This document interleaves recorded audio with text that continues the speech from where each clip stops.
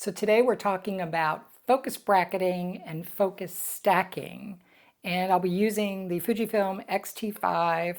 And right now I've got the 23mm f1.4 LMWR lens on here. But for these examples that I'm going to show you, you can use any lens, including the macro lens. Was probably the first reason I started to look at focus bracketing and trying to understand how it could help me in some situations with macro photography.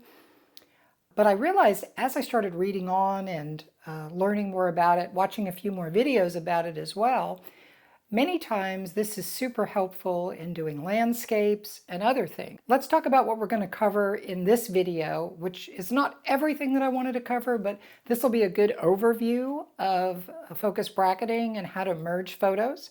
Discuss what is focus bracketing, when are you going to use it, and on the X-T5 and similar X cameras, what's the auto and manual focus bracketing modes and what's the difference between them and what do they do? How do you capture images?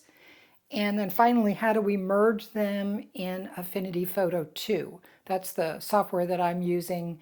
And if you're interested in learning about why I use that software versus Photoshop and Lightroom, I use Affinity Photo and Capture One. I will link up that video in the description. Let's get started first with what focus bracketing is. And when I first read about it, they were talking about people interchange focus bracketing and focus stacking, and they're actually two different things. The bracketing is what your camera does, and the stacking is what you do in your photo editing software to merge a bunch of images together into a single image. And we'll talk a little bit more about what those individual images represent once we get to that point here. And then the reason that you would want to do this is you want to be able to get something more in focus than you can do with a single image. So say, for example, I've got some flowers here on the table and I wanted to shoot those, and I'd like to get all of the flowers in focus, which means I'm either going to have to stop down my aperture as much as possible, and I still may not even be able to get them all in focus, or I'm going to have to back up so that I get a wider depth of field to try to capture as much of it as possible. What focus bracketing does is it starts at the nearest point and you take slices as the depth of field moves back and further back and further back. And each time it captures a portion of that image that's in focus. So you start off with, in this case, say I'm taking a picture of this flower. The very tips of the petals are going to be in focus, and then it's going to step back a little bit and take another picture of another slice of it, and another and another and another. And then you can merge them together and let your photo editing software choose which photos to use and how to stack them so that everything ends up in focus together. What this is, the next question you're going to have is, when do you want to use this? Well, it comes in really handy with macro photography, and it also comes in handy with landscape photography, where you have a scene that very deep, right? So you might have something in the foreground, the middle ground, and the background, and you've got some outdoor scene, and you want to get all of it in focus, or as much of it as you possibly can, more than you can get even stopping down the aperture of your lens, right? So this allows you to do that. It allows you to bracket those images and then merge them together. So you can use it for either case. So I originally was looking at this thinking, okay, this would be great for the macro photography, but it doesn't work for all macro photography, and I'll explain a little bit about that further down as we go. But for still macro photography, it works really well. But it also works for landscape photos too, especially if you wanted to get more of the entire frame in focus than you can get with that one shot. This X-T5 has, and so does the XS20, they both have an auto and a manual focus bracketing. And I'm going to go through each one and explain what the differences are between them, and then why you would want to pick one over the other for a specific purpose. And we'll go through that whole process and we'll take a look at it. So I have some flowers here on the table, and I've got my camera set up, and I've gone ahead and wired it up to my iPad so I could record what the back of my camera is seeing so that you can see this. So I've got my camera set on the bracket mode, which is the dial up on the top on your X-T5. If you're using the XS20, you'll have to do it in the menu. But for here, I've got it set for bracket, and then you're going to want to have the drive setting set for bracket setting. And then you're going to want to make sure that the bracket select, like you basically are selecting which one of these bracketed features below you want to use. So if you go over, you select focus bracket, that's the one that I've chosen, and you see it says it right up there in that little box right under the C7. It says focus, so you know which one you've selected. Then you've got to come all the way down to focus bracket to this actual selection and press the menu OK button. That takes you into to choose whether you want to use the auto or the manual. And this is where it gets a little confusing. But once you go through and try each one, you'll kind of get a feel for when you would want to use each one in an application.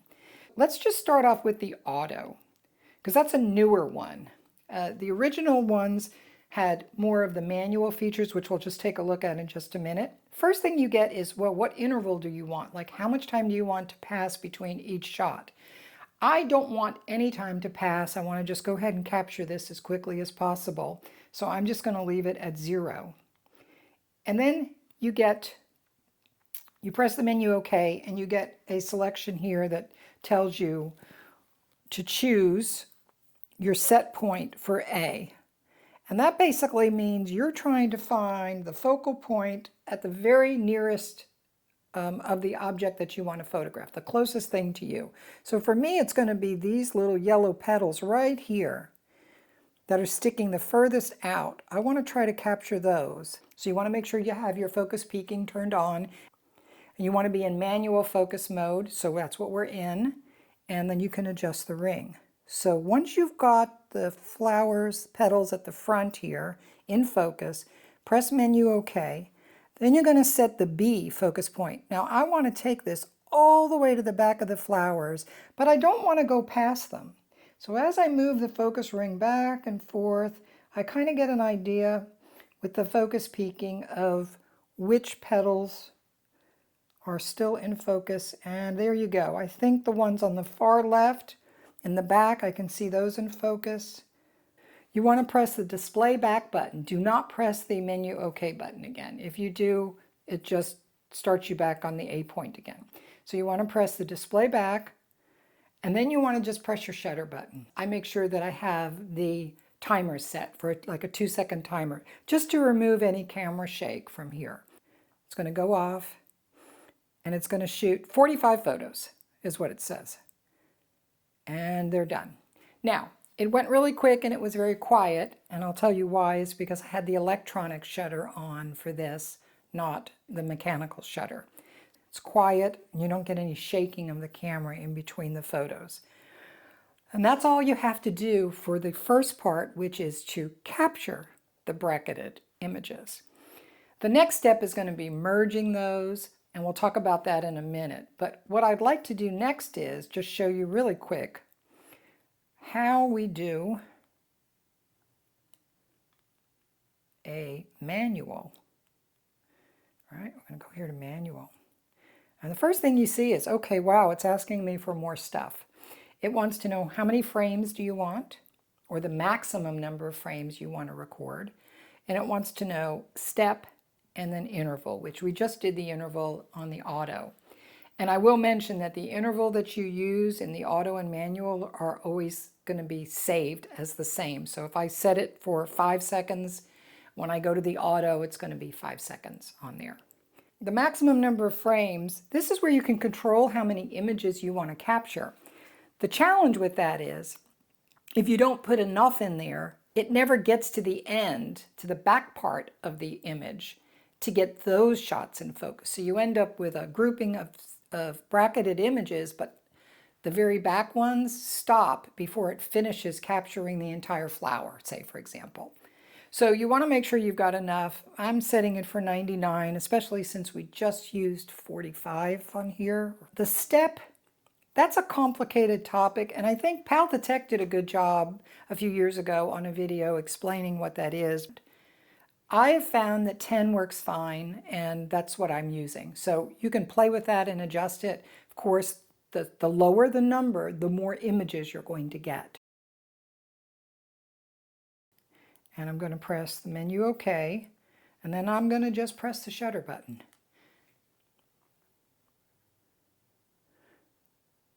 There you go. And it thinks it's going to do 99, but it didn't. It stopped because it reached the furthest part back here and realized there's nothing else to go. It went to infinity. I made a mistake on this, and I'm just going to explain what it was I did wrong. What I want to do first is I want to get the image, the flower in the front, the very front part of the flower in focus. Then I want to press the shutter button, because now it's going to start at the very front of the flower and work its way all the way back. So you'll see we're going to get more images now. 55, 6, 60, so 61 images. So it went from here. Now the problem with this is, and it's just in this scenario is, I may not want a lot of the things in this background in focus. I may just want the flowers in focus. So if I want just that, then I'm going to choose the auto setting on here, because I can choose my starting point, my A point, and then the B point is the back of the flower. And it will just do that. It will take images until it gets to the back, and that's in focus, and then it stops. So you don't get to decide how many or what your maximum number of images are. There's no frames setting in the auto, so you don't have that. But you have more control over the front and the back, and that may be important in some cases. If you're doing an outdoor scene, that may not be what you want. You may want the whole thing in focus. So I used the 13mm Viltrox lens outside. It didn't take very many shots to get the entire scene in focus. I had a citrus tree close by, and then I had some tomato plants in the back, and then some trees and pine trees back behind that. And I thought it was going to take a lot more images than it did. It didn't. And then I did some other tests in my office with the macro lens and some dahlias also that I had out the other day. And that varies. The macro lens and how close you are can really make that depth of field razor thin, and you could get a lot of image. For one little flower grouping that I had of begonias. I think I've covered the basics here of that. If you have any questions, put them down in the comments and we can talk about it. A couple of tips on this is, I set my C7 for bracketing. So I set my shutter for electronic. Let's just pop up here and I'll show you. So yep, and then I'm only shooting raw. That's another thing. I'm shooting raw. And I'm shooting lossless here. Honestly, I found the uncompressed, it takes about twice as much space, but it's easier to use on my Mac because the preview doesn't work when you're looking at images in Finder. You get no preview of what these images are unless you're using uncompressed. Choose whichever one you want. If you've got the space, then go with the uncompressed. I'm using Capture One, so I bring them into Capture One and I get previews anyway there, and I can choose which images I want. There's another tip too that I've heard mentioned, and I'm pretty sure Paltatech mentioned that as well, is, put your hand in front before you take your first image, and the back of your hand when you take the last image, like a starting and an ending, so you know what group of images are for what shot that you're taking. If you let enough time go by, well, then you can definitely see by the time that they were shot which ones are grouped together, but that is helpful to do something like that. It's a good idea to try to find the sweet spot of your lens, like where it's the sharpest. Typically, it's not at the open aperture, and it's definitely not when the aperture's all the way closed down. So somewhere maybe between f4, f5.6, somewhere in there, it's going to be really sharp across the whole image.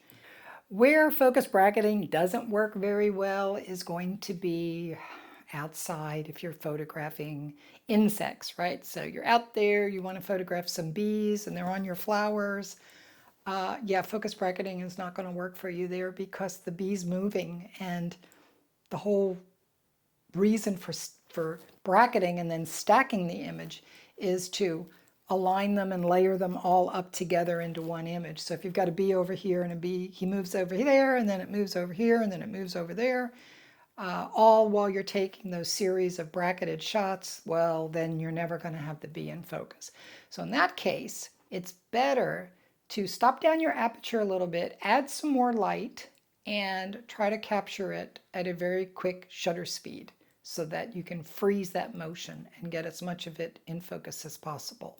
I'm certainly not going to go out and kill any insects so that they lay still while I take a photo of them, so I'm not doing that. All right, so let's go to the computer, take a look at some images, and then we'll go through Affinity Photo 2, and we'll merge them together so we can see what they look like.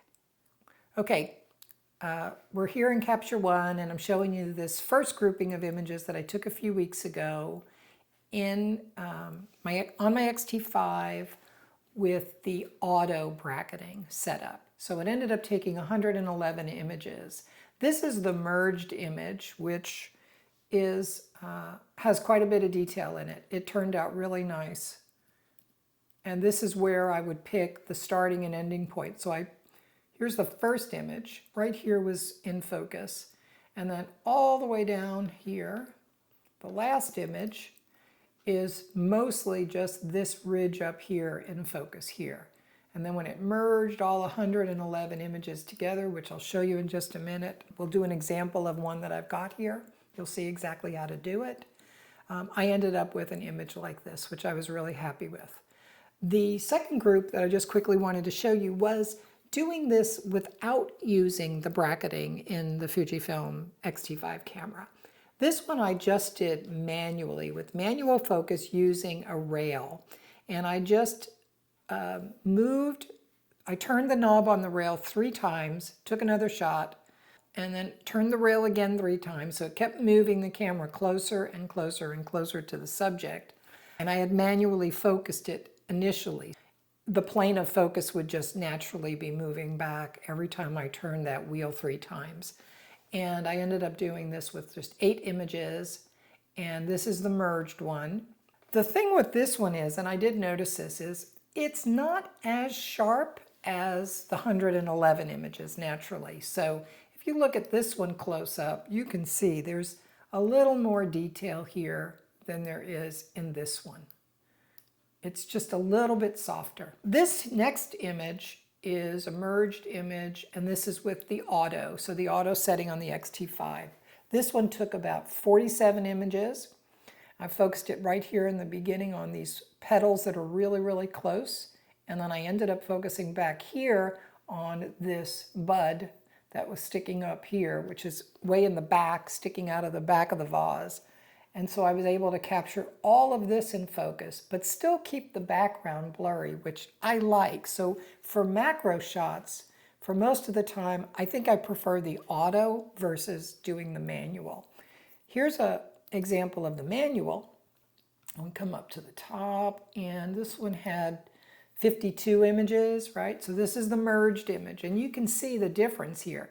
The background is much more in focus on this manual one, because you don't get to pick your starting and ending point. You just can put the maximum number of frames, and then the step was set at 10, and it just took all of the shots and I merged them together. So here's the first one, and then the last one, you'll see it's got this background all in focus here. So that's pretty much the difference between using the manual and the auto. They both came out nice looking. I just think that this one looks better for, I would be taking a photograph for. I think this looks more magazine looking than the other one. But again, it just depends on what your needs are and what you want. Second to last thing I wanted to show you was the outdoor image. This image was just taken out in my garden, and what is helpful here is this citrus tree here was the closest thing to me, and then of course these trees in the background here were the furthest thing away. And you can see like this here was the first one. I've marked it with 5 stars, and then this third 3-star one is the ending here. So I ran some tests with these just to kind of see how it comes out. And this was probably the best one that I've got. When you're doing landscapes though, you may want to, once it's merged, you may want to make some additional adjustments with the clone tool. I might do another video on that. If you're interested in seeing that, just let me know, because here's an example. This was another photo I took, and you can see I have a little wind spinner here, right? So while I was taking the progression of shots, the wind was blowing the wind spinner. So this comes out all messed up, although the rest of the photo looks good. The wind wasn't strong enough where it was moving very much here, so most of it came in focus. You will run into some problems here where, you know, the merging can't align everything perfectly, so you might have a little bit of blur back here. There's ways around to fix that. What I did here was, if you notice the fixed one, this looks much better. And what I ended up doing was I just selected one of the frames and made that the one that the merged image was using. That's a little more complex to get through, and I could do another video on that if you want to see it, but you can fix things like that and still have things really in focus. So you can see here, this is really nice and in focus, and back here is pretty good. It's could be much better, and that's where using that clone tool to just keep the one that's the furthest away. Okay, so finally next we're going to just jump in and do a merge. This is Affinity Photo 2, which is just a one-time fee, so there's no subscription for this, and if you're interested in that, take a look at a video that I just recently did about why I think these perpetual licenses are better. For somebody like me, this is way more affordable, and it has a lot of functionality that is super helpful. One of these is going to be this merging right here. In this case, you just go to File and New Focus Merge, and you pick that, and then you click on Add to add the images that you want. Dahlia Auto here. Okay.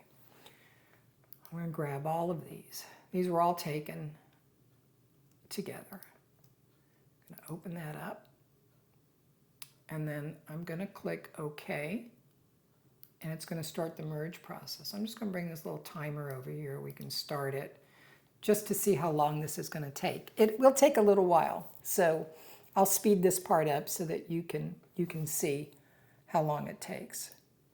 Right now what it's doing is aligning each image one on top of the other to try to get the alignment to match up. Okay, now it's doing focus merge. We're about 1 minute and 50 seconds in. You'll notice when it does the focus merge, everything gets gray, and it's like it's doing some kind of contrast merging.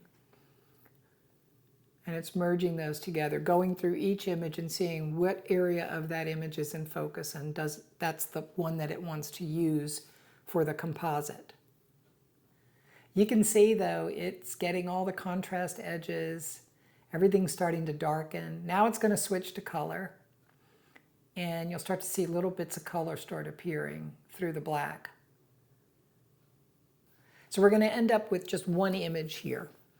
But there's things you can do to it later, and I might make another video about that. If you're interested, put it in the comments. Let me know if you're really interested. I'll do another video about that.